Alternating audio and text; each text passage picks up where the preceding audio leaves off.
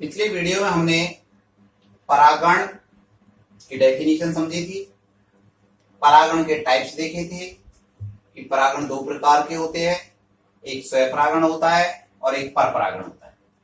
दो प्रकार के परागण होते हैं। फिर हमने स्वपरागण के टाइप्स देखे थे। भाई स्वपरागण भी दो प्रकार से हो सकता है। पहला लिया था स्वयुग्मन और दूसरा लिया था उसके अंदर जो दूसरे प्रकार का जो परागण था जिसको कहते हैं सहजात पुष्टि परागण। इस प्रकार से हमने दो प्रकार के स्वपरागण पढ़े थे। अब हम आज की वीडियो में देखते हैं कि स्वपरागण के लिए पुष्प में कौन कौन सी अनुकूलन पाए जाते हैं। स्वपरागण के लिए टॉपिक है हमारा आज का, स्वपरागण के लिए पुष्प में पाए जाने वाले अनुकूलन। ये पॉइंट है कि कौन कौन से अनुकूलन होने चाहिए, अर्थात जिन पौधों में स्वपरागण होता है वे कुछ विशेषता प्रदर्शित करते हैं, वे ऐसे पादप। और वे कौन कौन सी विशेषता प्रदर्शित करते हैं, उनमें एक विशेषता होती है उभयलिंगता। एक विशेषता का नाम क्या है? उभयलिंगता है। दूसरा लेंगे समकाल पक्वता, दूसरी विशेषता का नाम है समकाल पक्वता। और तीसरी विशेषता जो हम लेंगे उसे कहते हैं अनुनयमीलियता। क्या कहते हैं उसको? अनुनयमीलियता। तो तीन विशेषता प्रदर्शित करेंगे। कौन कौन सी? उभयलिंगता, समकाल पक्वता और अनुनयमीलियता। तीन प्रकार की विशेषता प्रदर्शित करते हैं।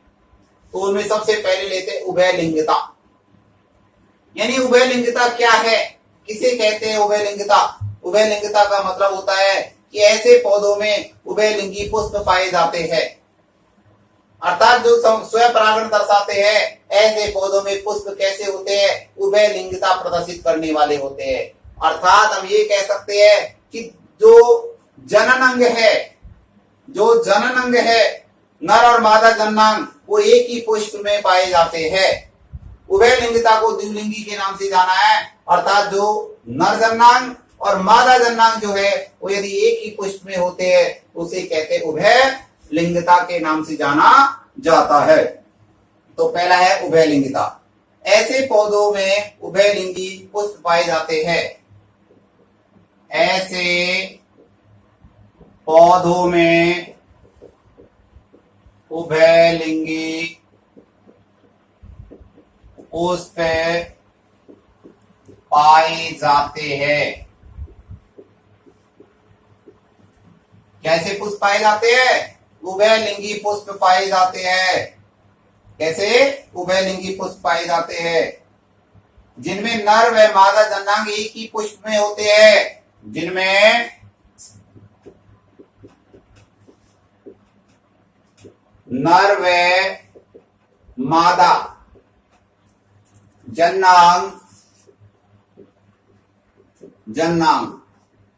एक ही पुष्प पर होते हैं, एक ही पुष्प पर होते हैं। तो ये ध्यान रखना है हमको कि जिनमें नर और मादा जननांग एक ही पुष्प पर होते हैं उन्हें क्या बोलते हैं? उभयलिंगी बोलते हैं जिन्हें, अर्थात उसे क्या बोलते हैं? द्विलिंगी कहते हैं। जिनमें नर जननांग भी और मादा जननांग भी दोनों यदि एक ही फ्लावर पर है, एक ही पुष्प पर है, तो उसे क्या कहते हैं? उभयलिंगता के नाम से जानते हैं। तो उभयलिंगी के कहते हैं उनको, उभयलिंगी के नाम से उनको जाना जाता है। तो उभयलिंगी का उदाहरण लेंगे हम। भाई उभयलिंगी का उदाहरण क्या है? मटर होता है। इसका एग्जांपल क्या लेंगे? मटर है, क्योंकि मटर का जो है पुष्प वो कैसा होता है? उभयलिंगी होता है। उसमें नर और मादा जननांग एक ही होता है। नंबर दो लीजिए समकाल पक्वता। नंबर दो क्या है? समकाल पक्वता। समकाल पक्वता यानी समकाल पक्वता क्या है? इसमें यह समझना है, सम यानी समान, काल यानी समय, पक्वता का मतलब परिपक्व होना। यानी कि क्या होना? अर्थात जो नर जननांग और मादा जननांग है यदि दोनों का परिपक्वन एक ही समय पर होता है, एक साथ होता है, तो उसे कहते हैं समकाल पक्वता। क्या कहते हैं उसको? समकाल पक्वता कहते हैं, समकाल पक्वता। तो ऐसे पौधों के पुष्पों में, ऐसे पौधों के पुष्पों, ऐसे पौधों के पुष्पों में पुमंग एवं जायांग, पुष्पों में पुमंग एवं जायांग। पुमंग क्या है? नर जन्नांग। जायांग क्या है? मादा जन्नांग। अर्थात जो पुंकेसर और स्त्री केसर है, यदि एक ही समय पर एक साथ परिपक्व होते हैं, एक साथ परिपक्व, एक साथ परिपक्व होते हैं, एक साथ परिपक्व होते हैं, तो उसे क्या कहते हैं? उसे कहते हैं समकाल पक्वता। क्या कहते हैं उसे? समकाल पक्वता कहते हैं। जैसे मिराबिलिस एक साथ परिपक्व होते हैं, उसे समकाल पक्वता कहते हैं,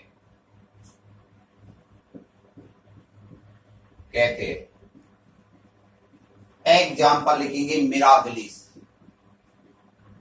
मिराबिलिस।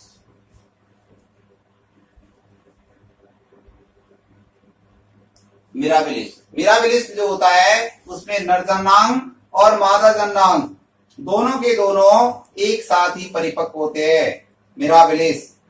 तो इसमें दोनों एक साथ परिपक्व होते हैं। दूसरा लेते हैं अनुनैमिलियता। अनुनैमिलियता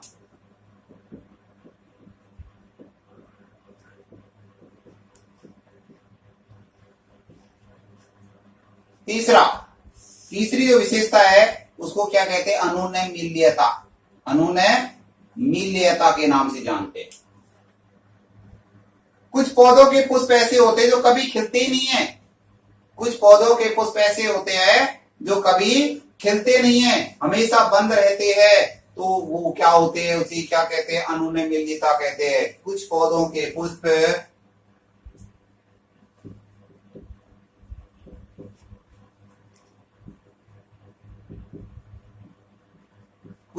के पुष्प कभी भी खिलते नहीं है, कभी खिलते ही नहीं है, कभी खिलते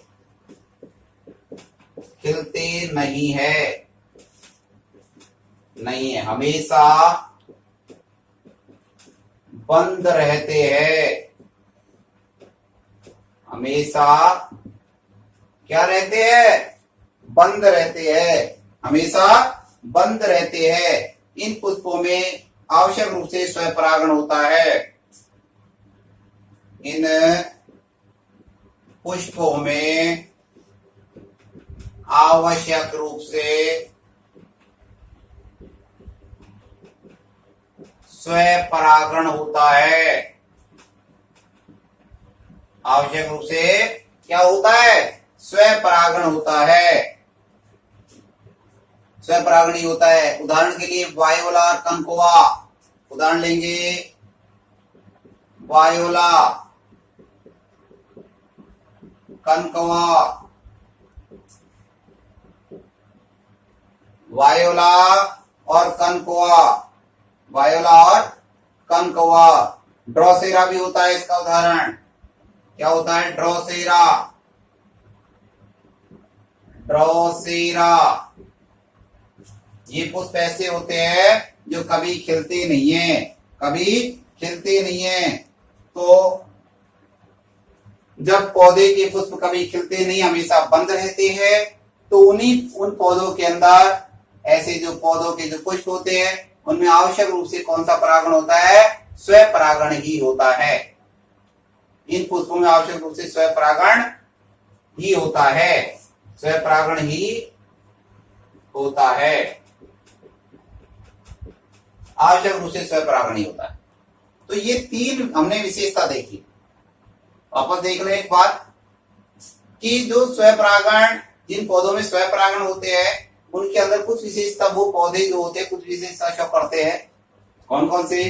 एक उभयलिंगता दर्शाते, एक समकाल पक्वता दर्शाते, एक अनुनमितता दर्शाते। जो उभयलिंगता क्या है? ऐसे पौधों में उभयलिंगी पुष्प पाए जाते हैं। अर्थात उभयलिंगी का मतलब क्या है कि जिसमें नर और मादा जननांग यदि एक ही पुष्प पर होते हैं उसको उभयलिंगी कहते हैं। तो अर्थात जिनमें नर और मादा जननांग एक ही पुष्प होंगे तो उनमें स्वयं परागण की कंडीशन बनेगी। एग्जाम्पल ये इसका हमने मटर। दूसरा लिया हमने समकाल पक्वता, कि ऐसे पौधों में जो पुष्प में जो पराग जो पुमंग है, पुष्पों में पुमंग अर्थात ये नर जननांग हो गया और जायांग मादा जननांग हो गया, यदि एक साथ परिपक्व होते हैं तो उसे समकाल पक्वता कहते हैं। उदाहरण के लिए मिराबिलिस है, तो मिराबिलिस में भी समकाल पक्वता, दोनों समान समय परिपक्व होते हैं। तीसरा लिया अनुनमिलिता, कुछ पौधों की जो पुष्प होते हैं कभी खिलते ही नहीं है, हमेशा बंद रहते हैं, तो ऐसे पौधों के पुष्पों में आवश्यक रूप से कौन सा परागण होता है? उनमें स्वयं परागण ही होता है। उदाहरण के लिए हमने क्या लिया? वायोला और कनकवा, ड्रोसेरा आदि। तो ये हमने स्वयं परागण के लिए आवश्यक अनुकूलन ले लिए। नेक्स्ट अगला टॉपिक लेते हैं हम पर परागण। परागण का दूसरा प्रकार है पर परागण। पर परागण, पर यानी पराया दूसरा। जब एक पौधे के परागकण उसी जाति के किसी दूसरे पुष्प की वर्तिकाग्र पे पहुंच जाते हैं, उसी जाति की, ये ध्यान रखना है, उसी जाति के किसी दूसरे पुष्प की वर्तिकाग्र पे पहुंचते हैं तो उसे क्या कहते हैं? पर परागण कहते हैं। यानी परागकण, एक पौधे के जो परागकण है उसी जाति के किसी दूसरे पौधे के पुष्प की वर्तिकाग्र पे जा रहे हैं तो इसे क्या कहते हैं? पर परागण कहते हैं। तो अलग अलग पादप हो गए, दो पादप हो गए इसमें, तो इस प्रकार का जो परागण इसमें दो भिन्न भिन्न पादपों में हो रहा है, अर्थात दो भिन्न पादपों के नर और मादा युग्मकों का संलयन हो रहा है। तो जब दो भिन्न भिन्न पादपों के नर और मादा युग्मकों का संलयन होगा तो ऐसे जो नए पादप की जो संतति बनेगी उन पौधों की संतति में भिन्नता अधिक पाई जाएगी, लक्षण भिन्न मिलेंगे क्योंकि अलग अलग पादप के हो गए। तो जब अलग अलग पादप, दो भिन्न भिन्न पादपों के हो गए, नर और मादा युग्मकों का संलयन हुआ तो उसमें भिन्नता अधिक पैदा होगी, अर्थात इनमें अधिक भिन्नता पाई जाती है। तो स्वयं परागण में इतनी भिन्नता नहीं पाई जाएगी जितनी पर परागण में पाई जाएगी। पर परागण में भिन्नता ज्यादा होती। स्वयं परागण में तो क्या था? उसी पादप का था, उसी पादप के पराग कोश का परागकण निकला और उसी पुष्प की वर्तिकाग्र भी चला गया, तो वहां पर भिन्नता इतनी पैदा नहीं होने वाली है, लेकिन इसमें पैदा ज्यादा होगी भिन्नता। तो पर परागण के लिए पुष्पों में पाए जाने वाले अनुकूलन देखते हैं कि कौन कौन से अनुकूलन होते हैं। जैसे हमने स्वयं परागण में 3 अनुकूलन देखे थे, इसी प्रकार से हम पर परागण के लिए अनुकूलन देखते हैं कि जिन पौधों में पर परागण होता है उनके पुष्पों में कुछ विशेषता पाई जाती है। जिनमें पर परागण होता है उनके जो पुष्प होते हैं उनमें कुछ विशेषता पाई जाती है, कुछ लक्षण पाए जाते हैं। और वो लक्षण कौन कौन से हैं? सबसे पहला लक्षण है एक लिंगता। कौन सा है? एक लिंगता है। दूसरा लक्षण है भिन्न काल पक्वता। भिन्न काल पक्वता 2 प्रकार का होता है, एक पुपूर्वता होता है और एक स्त्री पूर्वता होता है।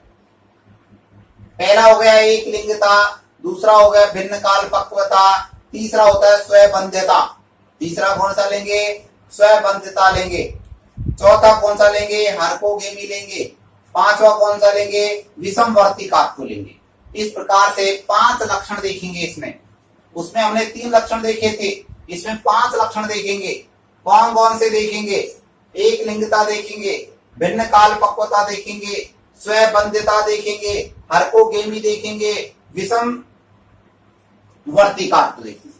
तो इस प्रकार से पहला देखते हैं एक लिंगता। उसमें देखा था उभय लिंगता, स्वयं परागण था, उसमें क्या आया था? उसमें आया था उभय लिंगता। इसमें क्या आ रहा है? एक लिंगता। उभय लिंगता का मतलब था कि जिसमें नर और मादा जननांग एक ही पुष्प पे थे। यहाँ कहेंगे केवल एक ही जननांग होगा, कोई एक ही जननांग होगा, चाहे तो पुंकेसर मिले या स्त्री केसर मिले। कुछ पौधों में पुष्प एक लिंगी होते हैं, अर्थात एक लिंगी का मतलब समझ में आ जाना चाहिए कि जिसमें एक ही जननांग उपस्थित हो, जिनमें कोई एक ही जननांग उपस्थित हो, या तो पुंकेसर या स्त्रीकेसर, तो एक लिंगता प्रदर्शित करेंगे। अर्थात जिनमें परपरागण होगा वो उनमें पुष्प कैसे होंगे, एक लिंगी होंगे। एग्जाम्पल पपीता। पपीता में क्या होता है, केवल एक ही लिंग पाया जाता है। दूसरा है भिन्न काल पक्वता। वहां पढ़ रहे थे हम समकाल पक्वता, वहां पर कह रहे थे भाई जो पुंकेसर है और स्त्रीकेसर है, अर्थात नर और मादा जननांग बिल्कुल एक समय पर परिपक्व हो रहे थे। यहां कह रहे हैं कि भिन्न काल पक्वता, कि जो नर जनन भाग है और मादा जनन भाग है, इनके परिपक्व होने का समय अलग अलग होता है। इसे कहते हैं भिन्न काल पक्वता। यदि अलग अलग समय पर परिपक्व होते हैं तो कुछ पौधों के पुष्पों में परागकोश, परागकोश का मतलब होता है नर जनन भाग है ये परागकोश, क्योंकि इसी में पुंकेसर होते हैं। तो परागकोश एवं वर्तिकाग्र, वर्तिकाग्र क्या है, जायांग का ऊपरी ऊपर का भाग है, अर्थात मादा जनन भाग है। तो मादा जनन भाग कौन सा हो गया, वर्तिकाग्र हो गया। कि परिपक्व होने का समय अलग अलग होता है, परिपक्व होने का समय अलग अलग होता है। इसे भिन्न काल पक्वता कहते हैं। इसे भिन्न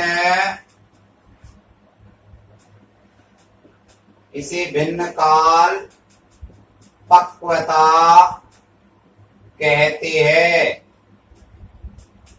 इसे भिन्न काल पक्वता कहते हैं।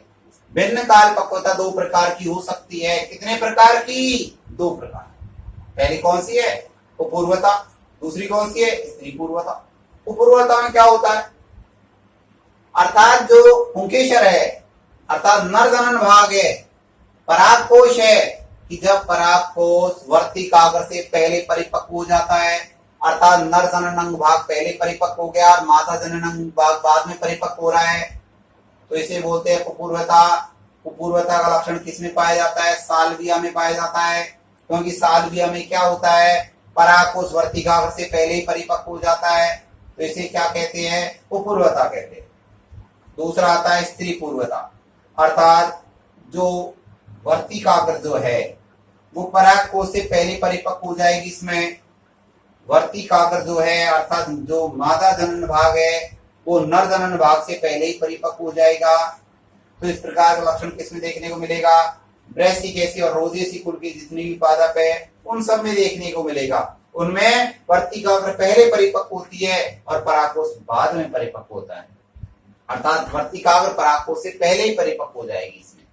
तो इस प्रकार से हमने दूसरा देखा, जिसका नाम था भिन्न काल पक्वता। तीसरा लेते हैं, इसको कहते हैं हम स्वबंध्यता। लाल बटन में तीसरी अनुकूलन है स्वबंध्यता।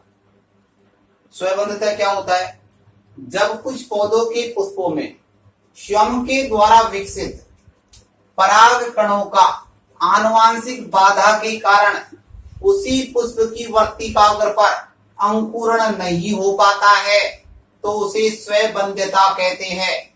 यानी कुछ पौधों के पुष्प ऐसे होते हैं, उन पौधों के पुष्पों में स्वयं के द्वारा विकसित पराग कणों का कोई आनुवांशिक बाधा आ जाती है। उस आनुवांशिक बाधा के कारण वो जो पुष्प है वो वर्तिकाग्र पर, उसी पुष्प की वर्तिकाग्र पर क्या नहीं होता है, उनका अंकुरण नहीं हो पाता है पराग कणों का। क्यों नहीं हो पाता है, कोई न कोई आनुवांशिक बाधा उत्पन्न हो जाती है। तो आनुवांशिक बाधा के कारण उनका अंकुरण नहीं होता है, तो उसे क्या कहते हैं, स्वबंध्यता, अर्थात स्वयं के द्वारा उत्पन्न बाधा। उदाहरण क्या लिया, अंगूर, सेव, राखी बेल। अंगूर है, सेव है और राखी बेल है। इनमें क्या होता है कि जो परागकण है वो परागकण आनुवांशिक बाधा के कारण उसी पुष्प की वर्तिकाग्र पर अंकुरण नहीं हो पाता है, तो इसे स्वबंध्यता कहते हैं। तीसरी अनुकूलता है हरकोगेमी। हरकोगेमी जिसे कहते हैं अवरुद्ध परागणता। अवरुद्ध परागणता, जब प्राकृतिक संरचनात्मक अवरोध के कारण कोई ऐसा संरचनात्मक अवरोध बन जाता है जिसके कारण से वर्तिकाग्र और परागकोश के मध्य वर्तिकाग्र और परागकोश के मध्य जब परागण नहीं हो पाता है, कोई ऐसी संरचनात्मक अवरोध पैदा हो जाती है जिसके कारण से वर्तिकाग्र और परागकोश के मध्य परागण की क्रिया नहीं हो पाती है। उदाहरण, कैरियोफिलेसी कुल के जो पौधे होते हैं उनमें पौधों में वर्तिका की लंबाई क्या होती है, पुंकेसर से अधिक होती है, अर्थात वर्तिका तो लंबी अधिक है और पुंकेसर छोटा है, जिसके कारण से उनके बीच में परागण की क्रिया नहीं हो पाती है। तो यहाँ क्या देखा हमने कि ये ब्रेजी कैरियोफिलेसी जो कुल है उनके जो पौधे उनमें वर्तिका की लंबाई अधिक होती है और पुंकेसर की लंबाई कम होती है, अर्थात वर्तिका की लंबाई पुंकेसर से अधिक होने के कारण से उनके बीच में परागण की क्रिया नहीं हो पाती है। ग्लोरियोसा में परागकणों का स्फुटन इस प्रकार से होता है कि जैसे ही परागकोश से परागकण निकलते हैं, स्फुटित होते हैं, परागकोश फटा, उससे परागकण निकले, तो परागकणों का जो स्फुटन इस प्रकार से हुआ कि परागकण वर्तिकाग्र से दूर जाके गिर जाते। और जब परागकण वर्तिकाग्र से दूर जाके गिर गए तो अंकुरण होगा ही नहीं वर्तिकाग्र पर, तो इस कारण से वो अंकुरण नहीं हो पाता है। तो एक तो कैरियोफिलेसी देखा, एक ग्लोरियोकोसा देखा, तीसरा देखो आंख के अंदर। आंख में जो परागकण पराग पिंडों में होते हैं और पराग पिंडों में होने के कारण से इनमें भी स्वयं परागण की क्रिया नहीं हो पाती है। कौन सी क्रिया होगी? फिर पर परागण होगा। तो 3 उदाहरण हमने देख लिए हार्कोगेमी के अंदर। चौथा है विषम वर्तिकात्व। कुछ पौधे ऐसे होते हैं जिसमें 2 प्रकार के पुष्प पाए जाते हैं। एक प्रिमरोज पादप ऐसा है जिसमें 2 प्रकार के पुष्प पाए जाते हैं। एक तो ऐसे होते हैं जिनमें वर्तिका लंबी अधिक होती है, पुंकेसर छोटे होते हैं। वर्तिका लंबी है और पुंकेसर छोटे हैं, तो ऐसे पुष्पों को पिनाइड पुष्प कहते हैं। पिनाइड का मतलब होता है वर्तिका लंबी और पुंकेसर छोटा, इसको पिनाइड बोलते हैं। दूसरा जिनमें वर्तिका छोटे और पुंकेसर लंबा, ऐसे को थ्रमाइड बोलते हैं। तो दोनों ही अवरोध पैदा हो गए यहाँ पर एक प्रकार से, एक छोटा एक बड़ा। दूसरे में देखा कि वही वो छोटा वो बड़ा, तो इस कारण से भी क्या होता है, इनमें परागण की क्रिया नहीं हो पाती, स्वयं परागण की क्रिया नहीं हो पाती है इनमें। तो ऐसे पुष्पों में कौन सी क्रिया होती है? फिर पर परागण होता है।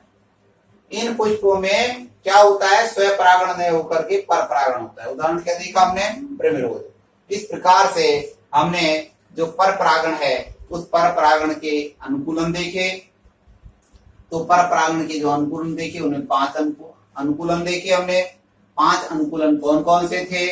सबसे पहला हमने एक लिंगता लिया था, दूसरा लिया था भिन्न काल पक्वता लिया था, तीसरा स्वयंबंधता लिया है, चौथा हार्कोगेमी लिया है और 5वां विषम वर्तिकात्व लिया है। इस प्रकार से आज ये इस वीडियो के अंदर परागण के प्रकार पूरे हो गए हैं। कल से हम अगले वीडियो के अंदर परागण का जो कार्य है कौन कौन सी विधियों से होता है उनका देखेंगे।